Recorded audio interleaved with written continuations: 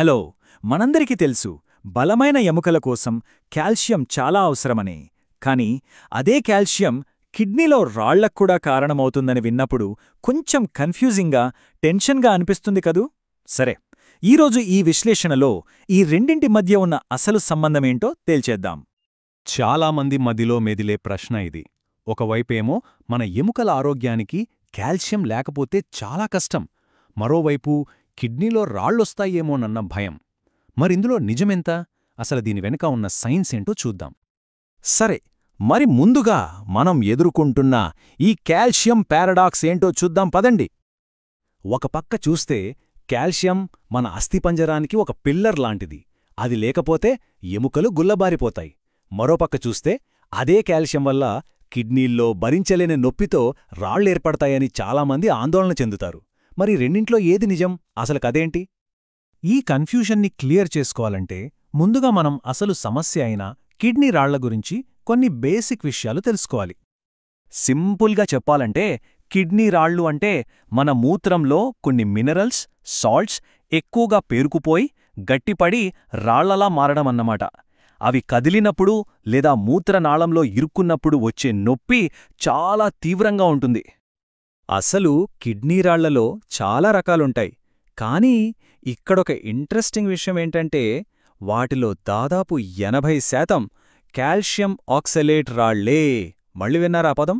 Calcium. So అసలు సమస్య ఇక్కడే మొదలవుతోందన్నమాట. సరే, ఇక్కడే అసలు మ్యాటర్ ఉంది. మనం కాల్షియం తీసుకునే పద్ధతి దాని ప్రభావాన్ని పూర్తిగా ఎలా మార్చేస్తుందో ఇప్పుడు చూద్దాం. చూడండి, పాయింట్ ఇదే. మనం కాల్షియం తీసుకుంటున్నామా లేదా అన్నది సమస్య కాదు. అసలు పాయింట్ ఏంటంటే ఎలా తీసుకుంటున్నామన్నదే మొత్తం కథను మార్చేస్తుంది. ఇది వింటే చాలామందికి ఆశ్చర్యంగా ఉండొచ్చు. మనం ఆహారం ద్వారా అంటే పాలు, పెరుగు, ఆకుకూరల లాంటి వాటి నుంచి తీసుకునే కాల్షియం కిడ్నీ రాళ్ల ప్రమాదాన్ని తగ్గిస్తుందట. అవును, మీరు విన్నది నిజమే. కానీ అదే కాల్షియమును సప్లిమెంట్ల రూపంలో అది ఖాళీ కడుపుతో తీసుకుంటే రిస్క్ అమాంతం పెరిగిపోతుంది. అదేంటి? ఎందుకిలా? ఈ ప్రశ్నకు సమాధానం కాల్షియం ఒక్కడితో ముడిపడి లేదు. దానికి ఒక పార్ట్నర్ ఉంది. అదే ఆక్సలేట్. ఈ రెండింటి మధ్య ఉన్న కనెక్షన్ ఏంటో ఇప్పుడు చూద్దాం. మనం ఇందాక మాట్లాడుకున్నాం కదా, 80% రాళ్లు కాల్షియం ఆక్సలేట్ రాళ్లని. సో కాల్షియంతో పాటు ఈ కథలో మరో హీరో లేదా విలన్ ఈ ఆక్సలేట్ అన్నమాట. ఈ రెండూ కలిస్తేనే కిడ్నీలో అత్యంత సాధారణంగా కనిపించే రాళ్లు ఏర్పడతాయి. ఈ ఆక్సలేట్ మనకు చాలా మంచి ఫుడ్స్ నుంచే వస్తుంది. పాలకూర, బాదం, బీట్రూట్ ఇలా ఎన్నో ఆరోగ్యకరమైన ఆహారాల్లో ఉంటుంది. అయితే వీటిని తినడం మానేయాలని కాదు దీని అర్థం.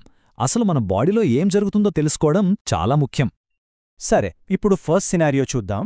మనం ఆహారంతో పాటు కాల్షియం తీసుకున్నప్పుడు ఏం జరుగుతుంది? దీన్నే మనం బాడీగార్డ్ ఎఫెక్ట్ అని పిలుద్దాం సరదాగా. మనం భోజనం చేస్తున్నప్పుడు మన పేగుల్లోకి ఫుడ్ వెళ్తుంది కదా, అక్కడే ఈ ఆహారంలో ఉన్న కాల్షియం, ఆక్సలేట్ కలుసుకుంటాయి. అప్పుడు కాల్షియం ఒక బాడీగార్డ్లా మారి ఆక్సలేట్ను గట్టిగా పట్టుకుంటుంది. అంటే దానితో బైండ్ అయిపోతుందన్నమాట. ఇలా కాల్షియం, ఆక్సలేట్ కలిసిపోయి ఒక పెద్ద కాంపౌండ్గా మారతాయి. ఇది సైజులో పెద్దగా ఉండటం వల్ల మన రక్తం దాన్ని పీల్చుకోలేదు. సో సింపుల్గా అది మన శరీరం నుంచి మలం ద్వారా బయటకు వెళ్ళిపోతుంది. అంటే ఆక్సలేట్ అసలు కిడ్నీల దాకా చేరే ఛాన్సే లేదు. Problem solved. మరి రెండో సినారియో, ఆహారం లేకుండా కేవలం సప్లిమెంట్ తీసుకుంటే? అప్పుడు కదా ఎలా పూర్తిగా రివర్స్ అవుతుందో చూడండి. ఖాళీ కడుపుతో సప్లిమెంట్ తీసుకున్నప్పుడు మన పేగుల్లో ఆక్సలేట్ను ఆపడానికి ఆ కాల్షియం బాడీగార్డ్ ఉండడు. దీంతో ఆక్సలేట్ ఫ్రీ అయిపోతుంది. దానికి అడ్డే లేదు. అది నేరుగా మన రక్తంలోకి కలిసిపోయి కిడ్నీల వైపు ప్రయాణం మొదలుపెడుతుంది. కిడ్నీలకు చేరిన ఈ ఫ్రీ ఆక్సలేట్ అప్పటికే అక్కడ మూత్రంలో ఉన్న కాల్షియంతో కలుస్తుంది. చూశారా? పేగుళ్ళో జరగాల్సిన ఈ కలయిక ఇప్పుడు కిడ్నీల్లో జరుగుతోంది. దీంతో చిన్న చిన్న క్రిస్టల్స్ ఏర్పడతాయి. అవే నెమ్మదిగా పెరిగి రాళ్లుగా మారుతాయి. అంటే టైమింగ్, ప్లేస్ రెండూ తప్పడం వల్లే ఇదంతా జరుగుతోందన్నమాట. ఓకే, ఇంతా తెలిసాక మనమేం చేయాలి? సప్లిమెంట్స్ వాడటం సేఫ్ కాదా? అలా కాదు, వాటిని తెలివిగా ఎలా వాడాలో కొన్ని సింపుల్ స్ట్రాటజీస్ ఇప్పుడు చూద్దాం. 3 సింపుల్ రూల్స్ గుర్తుపెట్టుకోండి. నంబర్ 1, టైమింగ్ ముఖ్యం. కాల్షియం సప్లిమెంట్ను ఎప్పుడూ భోజనంతో పాటో లేదా ఏదైనా స్నాక్తోనో తీసుకోండి, ఆ బాడీగార్డ్ ఎఫెక్ట్ కోసం. Number 2 hydration. రోజంతా బాగా నీళ్లు తాగండి. ఇది కిడ్నీలను ఫ్లష్ చేయడానికి, క్రిస్టల్స్ ఏర్పడకుండా చూడ్డానికి హెల్ప్ చేస్తుంది. ఇక ఫైనల్గా నంబర్ 3 డాక్టర్ని అడగండి.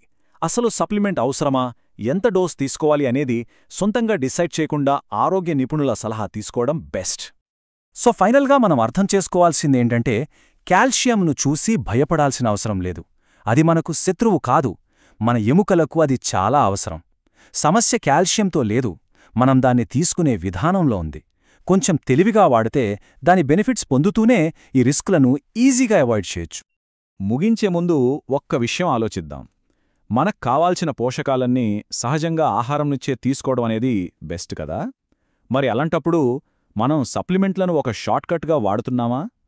ఇది కేవలం కాల్షియం గురించే కాదు, మన ఓవరాల్ హెల్త్ హ్యాబిట్స్ గురించి మనల్ని మనం వేసుకోవాల్సిన ప్రశ్న. ఏమంటారు?